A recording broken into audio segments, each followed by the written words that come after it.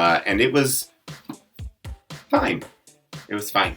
I didn't hate it by any means. The haunting season, I was close.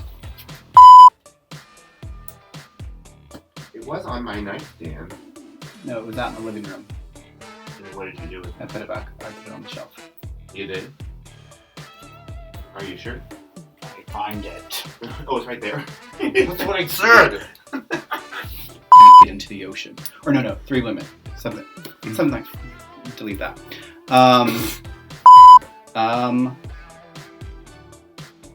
Yeah. I don't know. I lost my train of thought.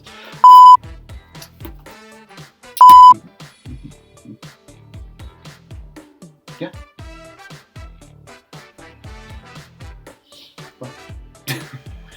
Well.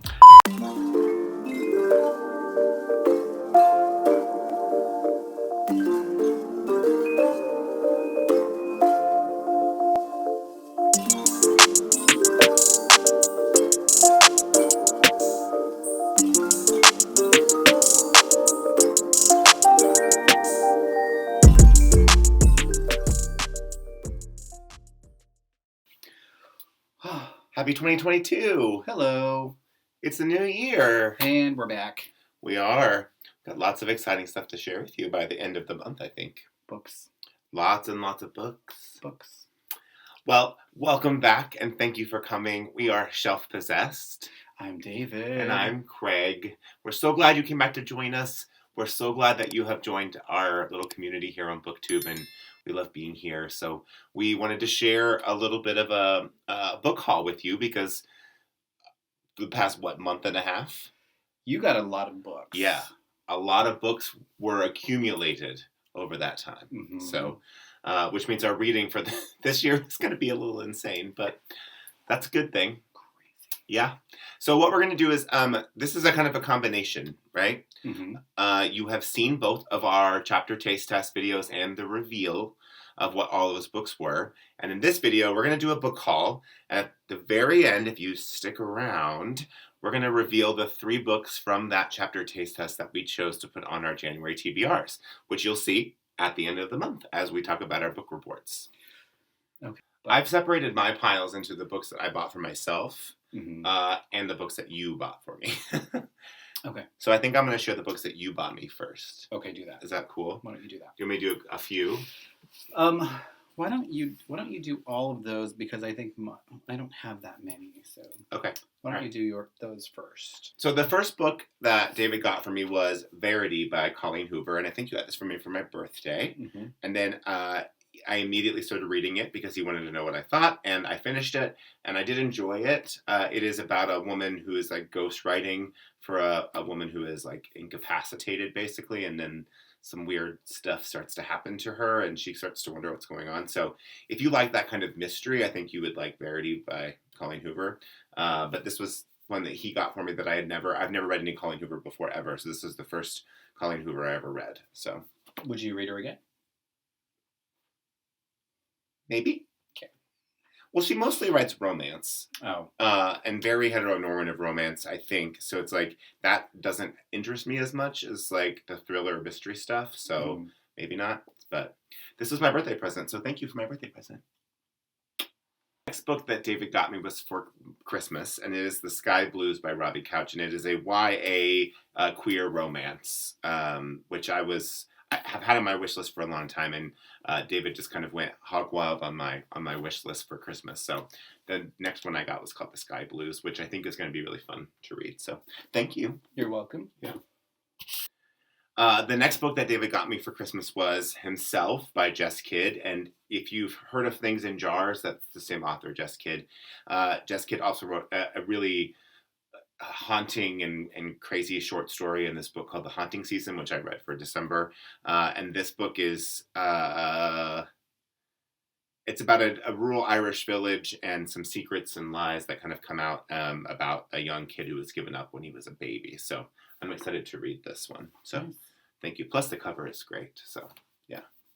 And I like Jess Kidd so far. So the next one that David got me is one he went hog wild on my wish list. So this is by Josh Mallerman. So this is A House at the Bottom of the Lake, which is a short book, very short. It's like less than 200 pages. It's like 182 pages. But it's supposed to be really good, super creepy.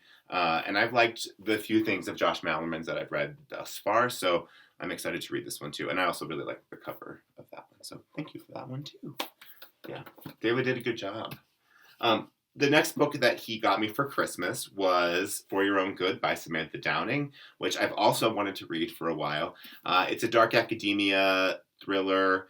It says bold and sneaky, set at a prestigious private school, complete with interfering parents, overeager students, and one teacher just wants to teach them all a lesson. And haven't we all, as teachers, wanted to make sure that our students are learning? Truth. So this is supposed to be really, really good, and I'm excited for this one too. So thank you again. That was on my wish list back and forth for a very long time. It was? Yeah. Well, I would put it on, then I would take it off, and I was like, I'll just get it for you, and then you'll see if I like it and read it from there. Yeah, that's a good plan. So the next book that David got me for Christmas was We Were Never Here by Andrea Bartz, which is about a backpacking trip that goes terribly awry, which I do love. One of my very first books that I ever loved was Hatchet by Gary Paulson when I was a young boy. We went way back. Yeah, that was very straight of me to say that, but I loved that book. And so I do love like the thrilling aspects of like outdoor survival. We just finished the series Yellow Jackets on Showtime, which it speaks tremendously to what is in this book as well. So we never talked to Hatchet. I loved My Side of the Mountain. Do you remember that? It's kind of like the same thing. But yeah. Also, Reese Witherspoon's recommended. Yeah, I'm gonna peel that sticker off. Is it a sticker? Yeah, it's a sticker. Okay. We've said this before in videos. I understand this, and I especially understand that helps sell books, but it's like it makes the book so unappealing to look at in a lot of ways. That's just my opinion, but yeah. This also has a lot of like, it has Zakiya Delilah Harris on here, who wrote The Other Black Girl, which I read this year or last year. So yeah, We Were Never Here. And then those were all my Christmas and birthday presents. And then I came home yesterday and David had a book just sitting on my nightstand for me, which I always appreciate. And it's a book that I've been talking about. And then when I saw they're making this book into a movie, and it is Night Bitch by Rachel Yoder. The cover, absolutely brilliant. The title, brilliant. The concept, I'm nervous about. I want that in a portrait, and I want to put it like in the kitchen, or something. It's hard because you can't. The ring light doesn't do it justice. But fantastic. It's just it looks like a 1950s ad for meat. You know what I mean? But Night Bitch is about a woman who's I think a mother in like suburbia, and she thinks that she's becoming a dog, I believe, and it is right now in pre-production. But Amy Adams is attached to play the lead character of this. So I was like, well, now I have to read it. And if Amy Adams gets her Oscar for Night Bitch, you heard it here first. All right. Yeah, so those are the books that David got me randomly and then for my birthday and for Christmas. Wow. So that's probably it for a while. I don't really need many for a while. So no. Until July when Riley Sager's book comes out. So well, there you go. Yeah. Thank you, baby. All right. Well, I'm really appreciative of all those gifts. So thank you so much. You're welcome. You deserve them. Oh, that's very sweet. I'm going to talk about the one book that I got for Christmas. Yeah. Not from me. He got it from my father. I teach theater history every now and then, so I like historical books. So anytime I get a chance to get some, I usually am delighted. So Craig's dad got me The Heir Apparent, A Life of Edward VII, the Playboy Prince by Jane Ridley. But what I like most about that is that thickness right there. That's a big, thick book, which I love. Yeah. I mean, this is you have it. We'll do a bookshelf tour at some point, I'm sure. But like, you know, the top shelf of our bookshelf is like all books that are like over 800 pages, and most of them are like about Ulysses S. Grant or Abraham Lincoln or Washington. Yeah. Or Alexander Hamilton. Like, we have like these insane books that I will probably never read, but that David is like super into, which I love. That's one thing I love about I you. love them. Then I kind of incorporate them into whatever I'm teaching during that time. Yeah. So yeah, that's the one book that I got over the Christmas holidays. He did get a lot of other stuff that wasn't books for me. You want to tell him what your big gift was? I did. He's gonna take me to Disneyland. Not Disneyland, Disney World. He's gonna take me to Disney World. So this next stack is just books that I've purchased for myself. A lot of them I bought. Some of them I bought before Christmas. The other ones I got at the Barnes & Noble at 50% off sale because I happened to go one day and didn't know it was happening. And then it was just like, oh. And I got a very nice student gave me a $50 Barnes & Noble gift card for Christmas, which was like unbelievable. So half the reason why I was able to get all these books is because of that student. So, which I found out this week that my students now know that this exists. So, hi, students. I don't know if any of them are actually watching, but they do know it exists. So, they mean a lot to me. And yeah, half of these books are here because of that student. So the first book that I bought for myself was I debated about even showing it off, and this one convinced me that I should show it off. Because I wanted to read like a gay Christmas romance before Christmas. And then I bought The Geek Who Saved Christmas by Annabeth Albert. And I will say I did not finish it. For a Christmas romance, it's a little too steamy for me. This is melting the snow. Yeah. I see that. It was a little too steamy for me. Yeah, for a Christmas romance. So, yeah. And So yes, that was the first book I bought for myself. And I will probably never read it again. In fact, I probably will sell it more than likely. But yeah, Look at that cover. You're so enamored of that cover. I love it. Well, the cover makes it seem so much more like It looks nice and sweet. but then it's filthy on the inside. It's very filthy on the inside. So Let's just keep it for a moment. Yeah, because you want to read it. Maybe. Okay. Yeah. That was one thing as I was reading this, I kind of told David, I was like, I like reading romance, but when romance like starts to verge onto like smut, then I get a little uncomfortable, and I don't know what that says about me, if that says anything about me. But because I wasn't expecting that level of like intensity, when it came to that, I got nervous and put it down. And stopped reading. Not nervous, that's not the right word, but yeah. I mean, it's well written for the most part. Like, the writing isn't bad necessarily, but it's just like it takes a turn into erotic fiction that I wasn't prepared for. Just dedicates it to her mother. That's not true. Look, and also for my mom, who makes every holiday so special. Oh no, I did not read I love that. beforehand. I love that. That changes I love that. so much for me. Her mom loved it. I'm sure. Her mom was proud. Yeah. Okay. The next book I bought for myself at that sale was Summer Suns by Lee Mandela, which is supposed to be like a gay gothic thriller about two friends who are friends, or are they more than friends? I still can't fully discern if this is supposed to be YA or regular fiction, but from what I can tell, I think it's just contemporary adult fiction. But the cover is beautiful. It's this like skeleton hand reaching for this live hand, and I really, really like that cover a lot. So I'm excited to read this one when I get a chance. Maybe summertime. The next one I got is one I've seen literally all over Booktube. For people who love horror and thrillers, it's Reprieve by James Hahn Matson. So this is Reprieve is about like somebody dies in a haunted escape room, basically, and then there's like an investigation about how it happened and why it happened and all of that. It's like true crime, horror, thriller, all kind of mixed together. And I read about it online and put it in my cart, and then was going to buy it online, and then he actually this should have been in book. This really should be in book pile. That's right. Because he also bought this for me, so then we had to return the one that yeah. So we're simpatico that way. But I'm excited to read this one. I haven't got a chance to start it yet, but yeah. The next one I bought for myself at that 50% off sale from Barnes & Noble was Camp by Elsie Rosen, which is a young adult thing about a gay summer camp, I believe. There's a musical involved, and it would have been the perfect camp for me to go to. The title Camp is obviously a double entendre.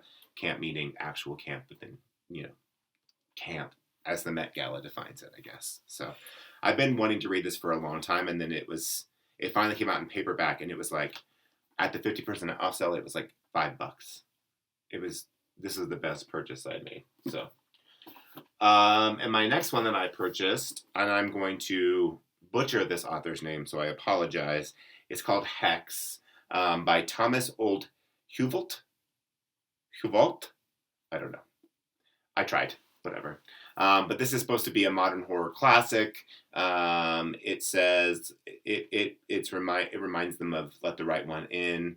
Hex is reminiscent of vintage Stephen King, and I can think of no higher praise. So it's about a town, I believe, that like something is going on in this town, or something's been going on in this town, and there's a witch that has cursed this town, and then something's happening. So, and Stephen King gave a pull quote for the front. So everyone has talked about this book, and I've seen this book, and it's been literally sitting in my wish list for months. A long month. Yeah, months. So I finally saw it at that sale and bought it. So that's my next one. Nice. Yeah. My last two, this is an odd purchase for me, and I was surprised that I wanted to read it, but it's called Olympus, Texas by Stacey Swan, and it is about an oil tycoon's family in Texas, but the story is supposed to be like a retelling of Greek mythology. Mm-hmm. So you heard me talk about the Song of Achilles and Circe. I love Greek mythology. I love kind of updated Greek mythology, so I was super excited to read this one. I haven't gotten a chance to open it yet, but I will, and I'm super excited to read it. So, I'm curious to see how it parallels with some Greek mythology as well. Mm-hmm. So, and I thought he would like to read that one too. No, okay, maybe not. Maybe I lied. And the last one I purchased for myself is Cackle by Rachel Harrison, and I'm actually currently reading this, and I really like it. It's quite good, and it's funny, and it's scary. It's like a good combination of all those things. So I've been wanting to read this one since I bought The Return, which I hadn't read. And then when I saw this one on sale, I was like, well, why not? Just get it. So that was my last book. So all the books that I bought for myself, 13 new books, essentially, over the course of a month and a half. So not too shabby, if I do say so myself. All right, what did you buy for yourself? Okay, so I bought, there's some that maybe if you want to switch off, you probably could. And then some, I'm sure there are probably a few popular books in there. One of them being Hanya Yanagihara's To Paradise. I bought. I started reading it. I don't know about a lot of you if you have enjoyed this book or not, but it was something that we were both looking forward to reading. I got through the first part, and then I got to the second part, and I had to stop.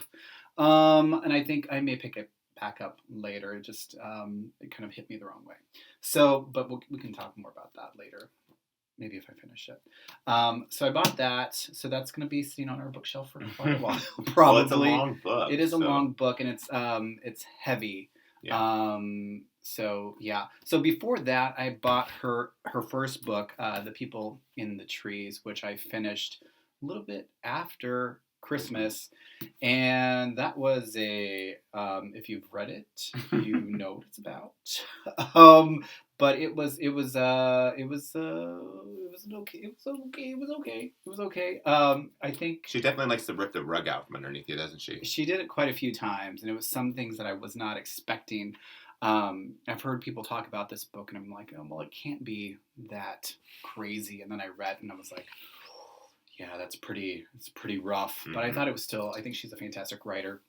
But I think for me, I have to be in the right frame of mind to read her books. So I can't really concentrate on anything else when I'm reading her books. So well, and we have, if you check in the description box below, we have an affiliate link for Libro FM, which is great because they provide audiobooks, and one of their ALCs for January was the audio of this. So we were able to get an advanced copy of it in audio form, and then we got the actual physical copy. So I think I'm going to try reading the first story as well, but I'm going to try to listen and read at the same time so I can process better, because there are parts of A Little Life that I definitely feel like I missed. Because I think I was trying to like process it while I was reading it. You know what I mean? And I think that was a problem too. I don't think I should have read her books back to back. I think that was probably one of the problems. They work well when they're spaced. I should have done that, and I think that's what's going to happen. So I may pick that up here in a couple of months, or probably spring break or the summer.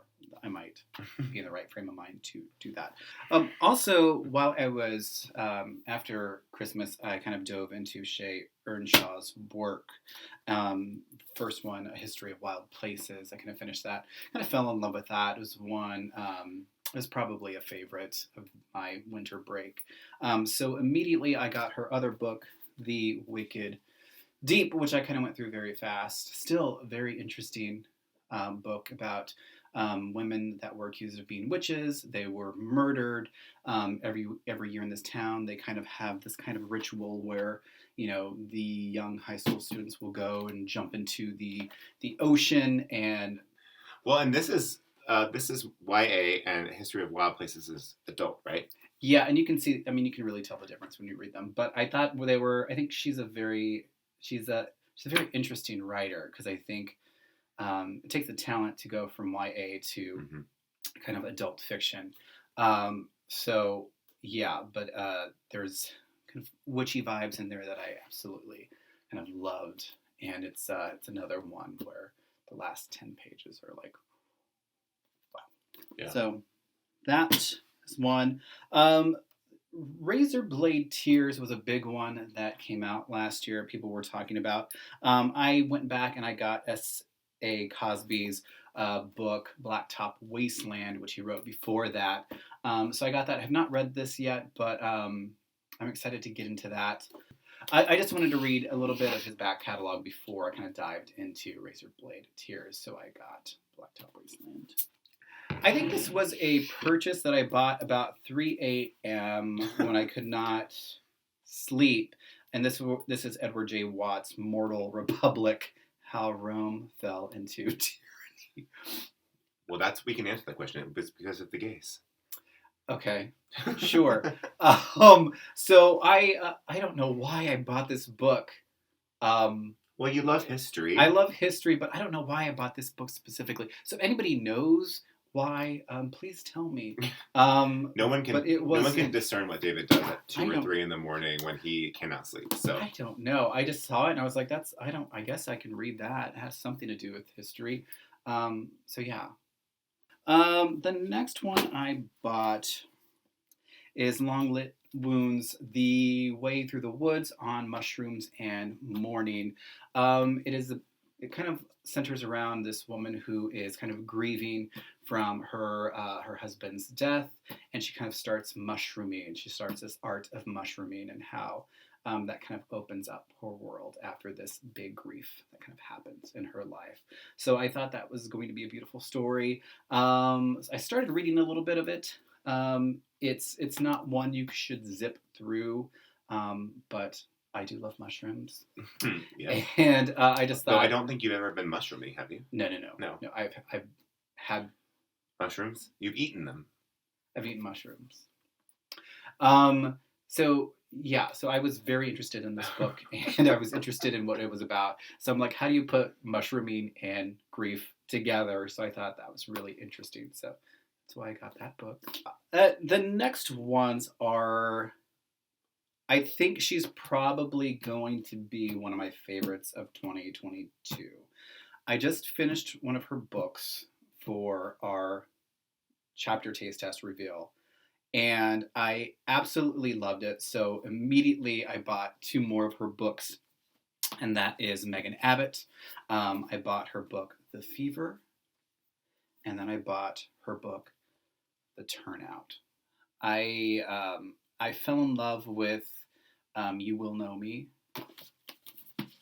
and I immediately had to go and get at least a few more in her back catalog. I think The Turnout is her newest one, but I just kind of fell in love with her writing and her words, and just kind of like the characters and the atmosphere that she kind of creates. So I got the first 2 books that kind of came up on the list of her books, and I was like, I'll start with those and then work my way down. All right. Well, okey-dokey. Now that we've revealed all the books that we've purchased or received as gifts for the last month and a half and the things that are going to keep us busy for the rest of 2022, we should probably put that final pin in our chapter taste test series and kind of reveal to you what books we picked and what we've started reading and what we're working on reading currently. I loved all the books that Craig picked, but at least for this kind of winter break before school started again for the semester, I wanted to read something where I was looking at books with characters that I've never really read about or even kind of heard about or anything like that, or even like subjects I've never really thought about. So that was my decision in picking my 3 for this month. And my first one is a standout because it's about female grifters who are trying to bring down men that have just horrible kind of rich men in Hollywood, and that is The Lady Upstairs by Hallie Sutton. I got through this very fast, and I think it reads very, very fast.